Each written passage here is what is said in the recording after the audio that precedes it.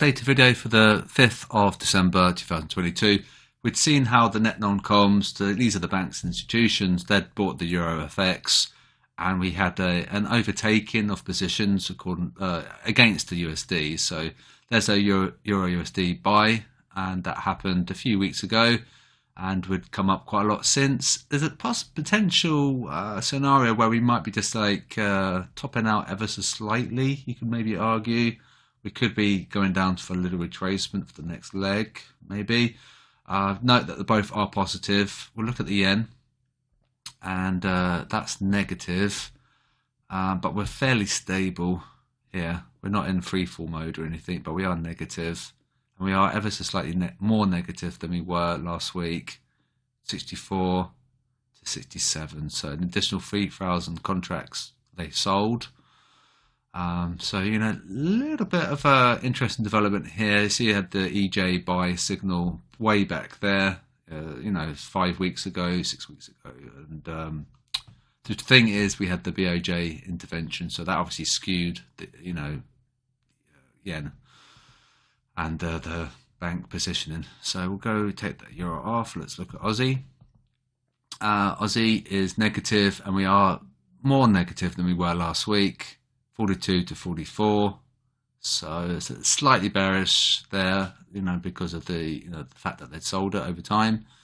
Let's look at pound, and pretty much the same as the Aussie, minus 36, 32. So you know they've added short on pound and Aussie. CAD maybe, and they shorted CAD. And we're negative, so we might not have to show you because it's going to show you the date, but we can see how we're more negative than we were the week prior. They sold it, so that's interesting. And gold we can look at.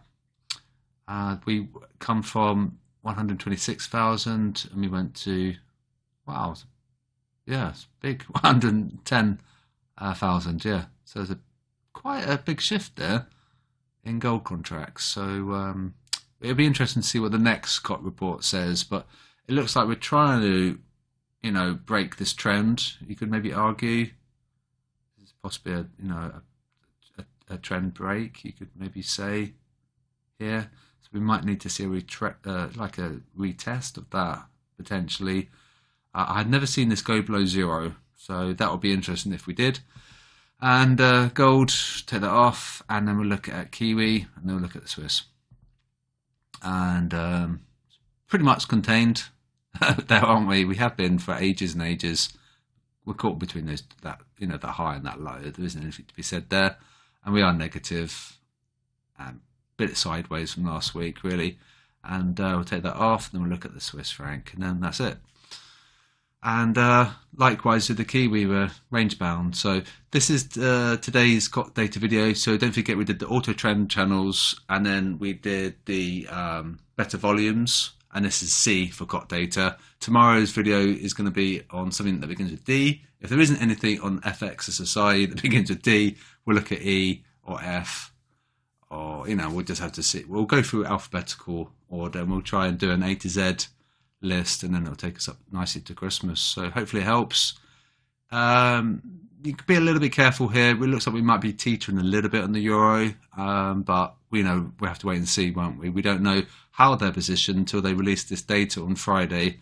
So keep an eye on the COT data when it's released every Friday, and then I'll try and do a video each week, and we'll see what happened from the week prior.